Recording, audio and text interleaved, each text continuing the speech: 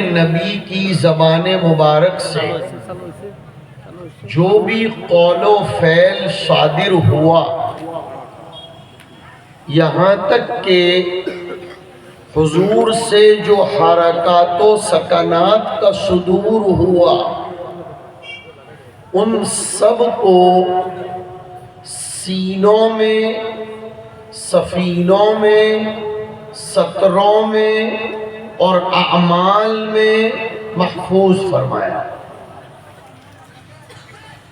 شرائع حدیث نے لکھا ہے کہ اس امت نے اپنے نبی کے ساتھ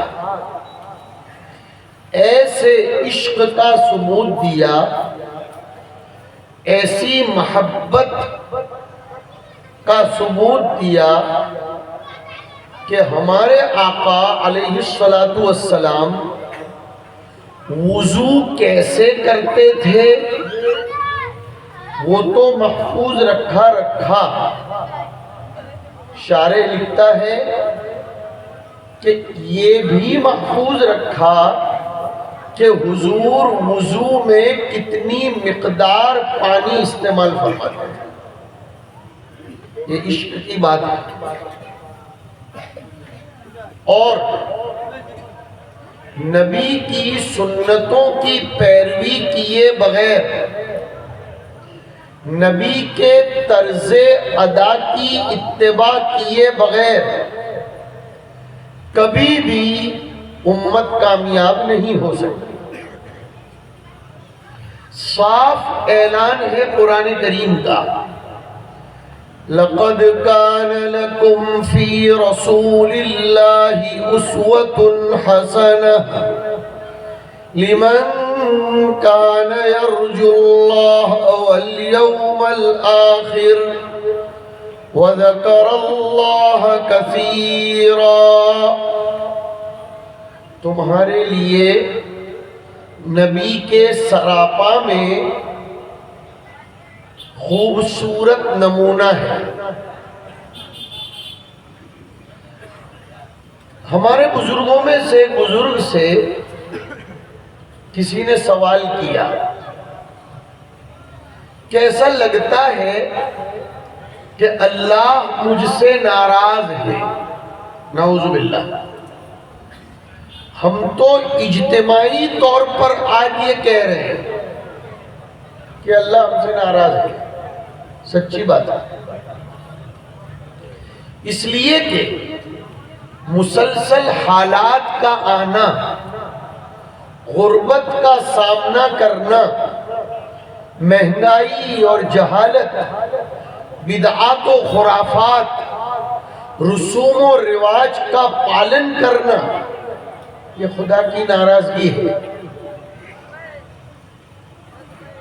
سوال یہ ہوتا ہے اللہ کو محبوب بنانا ہو اور اللہ کا محبوب بننا ہو تو ہمیں کیا کرنا چاہیے؟ یہاں بیٹھے ہوئے جتنے بھی لوگ ہیں سب کے سب جامع محبت سے اپنے آپ کو سیراب کرنے کے لیے آئے ہیں، اس میں کوئی شک نہیں۔ لب سوز ہونے کے لیے آئے ہیں کہ نبی کے عشق سے اپنے آپ کو سیراب کریں، اللہ کی محبت کا جام پیئیں۔ حضور اکرم صلی اللہ علیہ وسلم پر ایک آیت اتری جس میں بتایا گیا کہ خدا کا محبوب بننا ہو تو کیا کرنا چاہیے۔ آیت نے بتایا ہے، کسی کا بتایا ہوا نسخہ نہیں ہے کہ ایک دوسرے سے کسی کو الرجی ہو۔ فرمایا قُلْ إِن كُنتُمْ تُحِبُّونَ اللَّهَ فَاتَّبِعُونِي يُحْبِبْكُمُ اللَّهُ وَيَغْفِرْ لَكُمْ ذُنُوبَكُمْ۔ اے نبی آپ کہہ دیجئے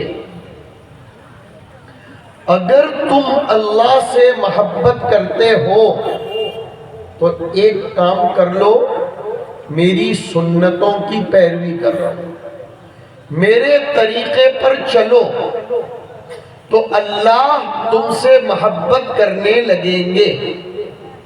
اور دیکھو، ایک بہت عجیب بات سناتا ہوں، ابن کثیر دمشقی نے اپنی معرکۃ الآرا تفسیر میں لکھی کہ محبت کی دنیا میں محب بننے کے بجائے محبوب بننا زیادہ قیمتی ہوتا ہے، اس لیے کہ محب کو تو، محبت کرنے والے کو تو نخرے جھیلنے پڑتے ہیں، اور محبوب اپنے نخرے جھیلنے پر سامنے والے کو مجبور کرتا ہے۔ ہاں، نبی کی اتباع، نبی کی سنتوں پر چلنا، ہمارے بزرگوں نے لکھا، پیاس نہیں لگی ہے لیکن دل میں نبی کی محبت بیدار ہوئی تو ہاتھ میں گلاس لو اور نبی کی سنت کے مطابق پانی پیو، چاہے ایک ایک گھونٹ کر کے 3 گھونٹ مختصر سے پی لو، برتن رکھ دو، نیت کرو نبی کی سنت کی پیروی کر رہا۔ صحابہ کرام میں سیدنا عبداللہ ابن عمر رضی اللہ تعالی عنہما تھے۔ محدثین نے لکھا ہے، شدید الاتباع لسنت رسول اللہ صلی اللہ علیہ وسلم، صحابہ میں حضور کی پیروی کرنے میں سب سے آگے رہتے تھے حضرت عبداللہ ابن عمر۔ اتنی پیروی کرتے تھے کہ جب مدینہ سے مکہ جاتے تھے، راستے میں ایک درخت کے نیچے بیٹھ جاتے تھے اور پھر بیٹھ کر اڑ جاتے تھے، کوئی کام نہیں کرتے تھے۔ کسی نے پوچھا آپ کیا کر رہے ہیں؟ کہا سرکار نے یہاں بیٹھ کر پیشاب کیا تھا، مجھ کو پیشاب نہیں آیا لیکن میں نبی کی نقالی کرتا ہوں، اس لیے کہ اللہ کو اپنے پیارے کی نقل کرتا ہوا دیکھنے سے بھی محبت جوش میں آتی ہے اور وہ نواز دیتا ہے۔ علامہ انور شاہ کشمیری رحمت اللہ علیہ کے ایک شاگرد گزرے ہیں،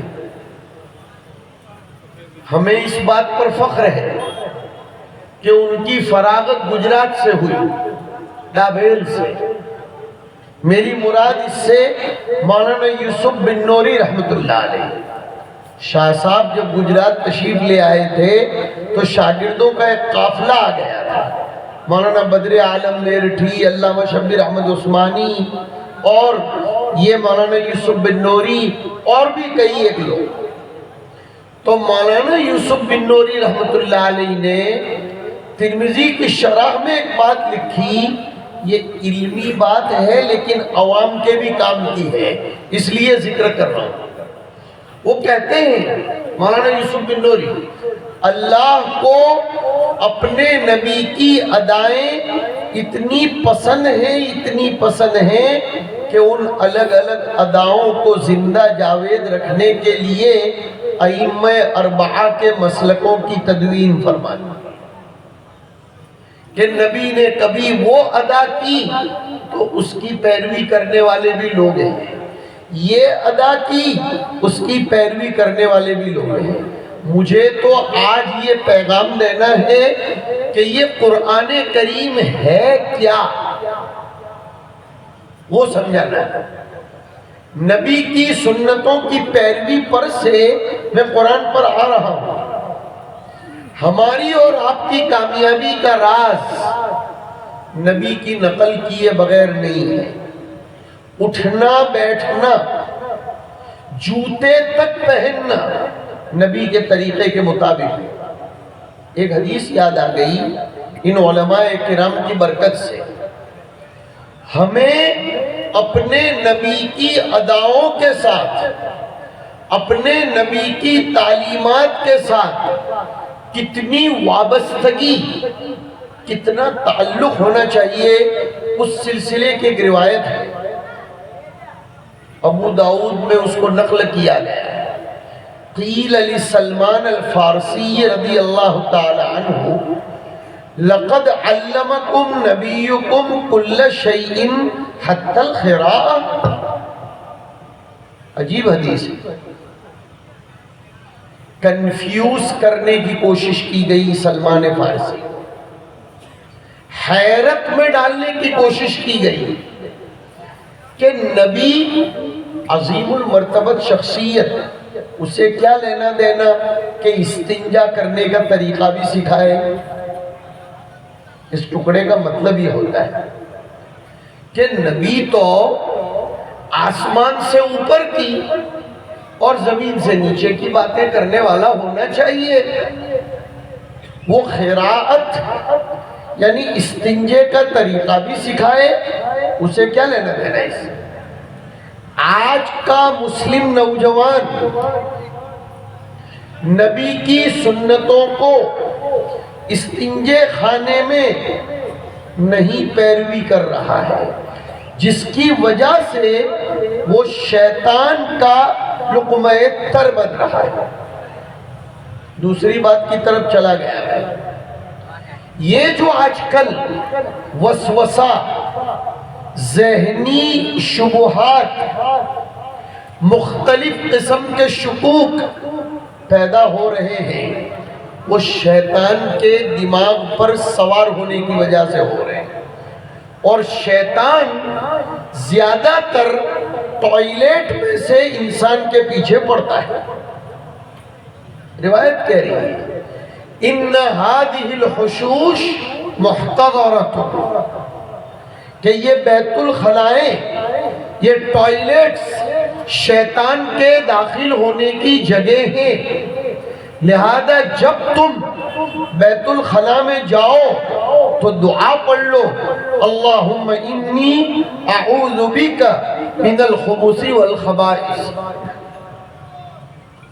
ہمارے اکثر نوجوان نہیں جانتے، یا جانتے ہیں تو وہ قدم رکھتے وقت یہ دعا پڑھنا بھول جاتے ہیں، تو شیطان کیا لقمہ بن جاتے ہیں. پھر شیطان فرشتوں کی صحبت سے ہٹا دیتا ہے، وہ مختلف قسم کی رعنائیوں کے پیچھے پاگل بن جاتے ہیں اور شیطانی وسوسوں، شیطانی حرکتوں کا شکار ہو جاتے ہیں. خیر، حضرت سلمان فارسی سے کہا گیا کہ تمہارا نبی تم کو استنجے کے طریقے بھی سکھاتا ہے. الجواب علی اسلوب الحکیم کے طور پر سلمان فارسی نے ایسی ضرب کاری لگانے والا جواب دیا، کاش کہ آج کا جوان اور آج کا مسلمان یہ جواب اپنے دل کے صفحات پر نقش و ثبت کر لے تو وہ کام کا عاشق بن جائے گا. نام کا نہیں چاہیے، کام کا عاشق چاہیے. سلمان فارسی نے جواب دیا اجل، نعم نہیں فرمایا، اجل بڑے زوردار لب و لہجے میں فرمایا کہ ہاں ہاں ہمارا نبی ہم کو استنجے میں کیا کرنا چاہیے وہ تو بات کی بات ہے. ہمارا نبی تو یہاں تک سکھاتا ہے کہ ٹوائلٹ میں بیٹھنا کیسے چاہیے. استنجا کرنے کا اسٹیپ تو بعد میں آتا ہے. میرے بھائیوں، یہ نبی کی اتباع ہوتی ہے. نبی کی جتنی پیروی، نبی کا جتنا فالو یہ امت کرے گی، اتنا خدا کی قسم اللہ کی طرف سے رحم و کرم کی مستحق بنے گی. اس لیے کہ متنبی کا ایک شعر ہے، وَمَا حُبُّ الدِّيَارِ شَغَفْنَ قَلْبِي وَلَكِنْ حُبُّ مَنْ سَكَنَ الدِّيَارِ. اس شعر سے ایک بات مستفاد ہو رہی ہے کہ محبوب کی اداؤں محبوب کی حرکات و سکنات، محبوب کے سکن یعنی محبوب جہاں رہتا ہے، ولیکن حب من سکنت دیارا، اس سے بھی محب کو پیار ہوتا ہے۔ اللہ کے رسول محبوب ہیں اللہ کے، اتنے محبوب کہ اگر ہمارے اور آپ کے پاس نبی کی محبت نہیں ہے تو ہمارا ایمان قابل ذکر اور قابل نام نہیں ہے۔ حدیث میں فرمایا لا یؤمن احدکم حتی اکون احب الیہ من والدہ وولدہ والناس اجمعین۔ میرے اپنے نزدیک واللہ عالم بالصواب اسی حدیث کی شرح ہے وہ دوسری حدیث کہ لا یؤمن احدکم حتی یکون ہواہ تبعا لما جئت بہ، اس لیے کہ نبی کی ذات سے محبت وہ اس لیے نہیں ہے کہ وہ محمد ابن عبداللہ ہے، نبی کی ذات سے محبت تو اس لیے ہے کہ وہ محمد الرسول اللہ ہے، وہ اللہ کی طرف سے بھیجے ہوئے ہیں۔ اب سوال یہ پیدا ہوتا ہے کہ نبی کے اخلاق، نبی کا کیریکٹر، نبی کی سنتوں کی پیروی کرنے کے لیے ہمیں کیا کرنا چاہیے؟ ہمیں کہاں سے ملے گی نبی کی سنتیں اور نبی کے طریقے؟ وہی تو مجھے مختصر سی بات میں سنانا ہے۔ اماں عائشہ رضی اللہ تعالی عنہا سے کسی نے پوچھا تھا ماذا کانت خلق رسول اللہ صلی اللہ علیہ وسلم، کہ اللہ کے رسول صلی اللہ علیہ وسلم کے اخلاق کیا تھے، جس کو دوسرے الفاظ میں بولو کہ نبی کی سیرت کیا تھی۔ حضرت عائشہ سے زیادہ کون جانے گا، اس لیے کہ مرد کیا ہے وہ اس کی بیوی ہی جانتی ہے۔ باہر کے لوگ تو کبھی اس کی بزرگی کے بھی گن گاتے ہیں اور کبھی اس کی خصت و دناعت کے بھی معائب اور اس کے عیوب بیان کرتے ہیں۔ حضرت عائشہ رضی اللہ تعالیٰ عنہ نے فرمایا کانت خلقہ القرآن، کہ نبی کے اخلاق اگر دیکھنا ہے تو قرآن پڑھ لو۔ ہاں، نبی کی چال، نبی کا قال، نبی کا حال، نبی کی رفتار، اس کی گفتار اور اس کی کردار، اس کے عادات و اطوار کو اگر دیکھنا ہے تو قرآن کریم کو پڑھ لو۔ میں نے اسی لیے پہلی آیت پڑھی ذالک الکتاب لا ریب، کتاب کہلائے جانے کے قابل اگر کوئی حقیقت اس صفحے ہستی پر ہے تو یہ قرآن کریم ہے، اس کے علاوہ کامل کتاب کہلائے جانے کے قابل کوئی نہیں ہے۔ جن کتابوں کو تقدس، شہرت، بزرگی، دیانتداری، مقبولیت اور محبوبیت حاصل ہوئی وہ اسی کتاب کے مضاف بننے کی وجہ سے ہوئی ہے۔ رسول اللہ کی حدیثوں کو جو برکت ملی، جو شہرت، جو عزت اور جو مقبولیت ملی وہ اس لیے کہ رسول اللہ کی حدیث تفسیر قرآن ہے، صحابہ کے اعمال تفسیر قرآن ہے، اور جتنی بھی دین کی کتابیں ہیں جن کا ہم ادب کرتے ہیں کہ اگر وہ دین کی کتاب نیچے گر جائے تو ہمیں ایسا لگتا ہے ہمارا کلیجہ پھٹ گیا، ہم گر گئے، بلکہ ہمارے بہت سے بوڑھے تو اگر کوئی دین کی کتاب گر گئی تو اس کا وزن کرتے تھے اور اس کے وزن کے برابر اناج صدقہ کر دیتے تھے۔ اس دین کی کتاب کا کمال یہ ہے کہ وہ قرآن کے ساتھ لگی ہوئی ہے۔ میں مختصراً بات ختم کر دوں گا۔ عرض یہ کر رہے ہیں کہ ھدی للمتقین، یہ قرآن اللہ رب العزت کی زبردست کتاب ہے۔ نبی کے اخلاق اور عادات و اطوار کی ہمیں پیروی کرنی چاہیے، اور وہ عادات و اطوار سکھانے کے لیے ہی یہ مدرسوں کا وجود عمل میں آتا ہے۔ ان مدرسوں میں کوئی دوسری تیسری چیز نہیں سکھائی جاتی۔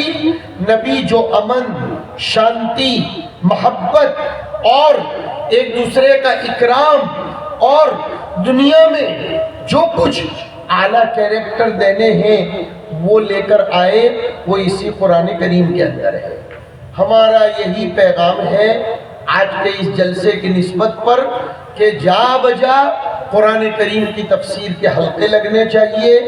آئندہ رمضان المبارک آ رہا ہے، اچھے علماء کو رکھیے اور روزانہ عصر کے بعد یا فجر کے بعد یا جو بھی مقامی طور پر وقت مناسب ہو، قرآن کریم کے پیغام کو سننے کی کوشش کرنی چاہیے۔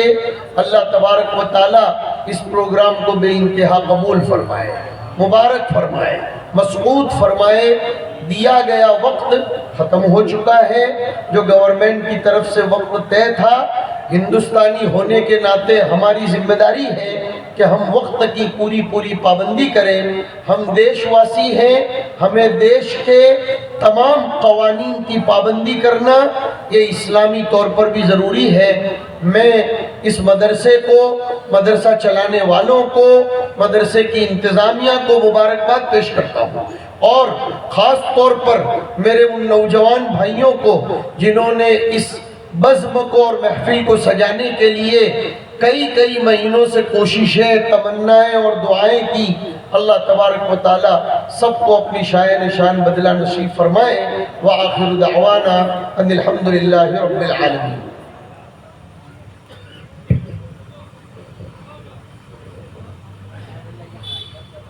আল্লাহর পবিত্র কোরআন এই দুনিয়ায় সবচেয়ে বিশুদ্ধ কিতাব, এবং হুজুর সাল্লাল্লাহু আলাইহি সাল্লাম কিয়ামত পর্যন্ত সর্বশেষ নবী এবার হক। এই দিন ইসলাম